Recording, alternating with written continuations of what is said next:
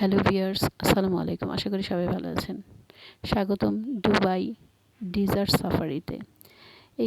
এই ডেজার্টে যাওয়ার জন্য আগের দিন যখন সিদ্ধান্ত নিলাম যে আমরা মরুভূমিতে যাব, আমার ভালো লাগছিল না, যেন ওইখানে বালি দেখতে আবার কি যাব, সব পরে দিয়ে রাজি হয়ে গিয়েছিলাম, মানে মরুভূমির কথা শুনে।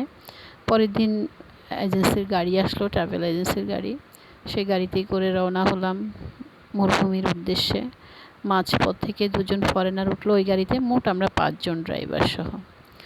আমরা মরুভূমি যেতে যেতে দুবাইয়ের রাস্তাগুলো দেখছিলাম, অনেক অনেক সুন্দর। যখন আমরা মরুভূমির সামনে পৌঁছালাম, ওখানকার গাইড ছিল, গাইডরা আমাদেরকে নিয়ে গেল মরুভূমিতে ঢোকার জন্য। মরুভূমির কিছু গাড়ি আছে, ওই গাড়িতে চড়ে আমরা পুরো মরুভূমি ঘুরলাম। ওই গাইডরাই আমাদেরকে দিক নির্দেশনা দিতে লাগলো, কারণ আমরা তো আর মরুভূমির কোন জায়গায় গিয়ে থামতে হবে, কোথায় গেলে মরুভূমিটাকে ভালো করে দেখা যাবে জানতাম না। ওরাই আমাদেরকে গাইডলাইন দিয়ে নিয়ে গিয়েছিল।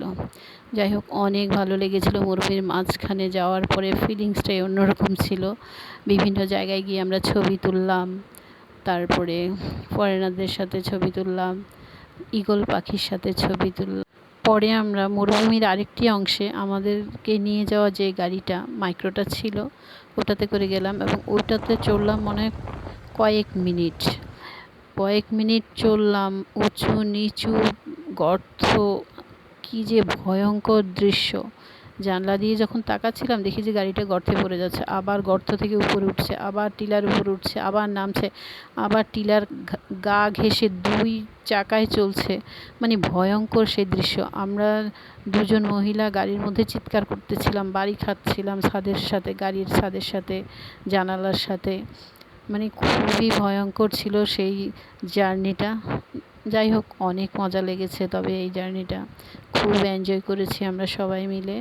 তারপরে চলে গেলাম বারবিকিউ ডিনারে। ওখানে আমাদের জন্য খাবারের ব্যবস্থা করা হয়েছিল, ওটা প্যাকেজের মধ্যেই ছিল সব কিছু।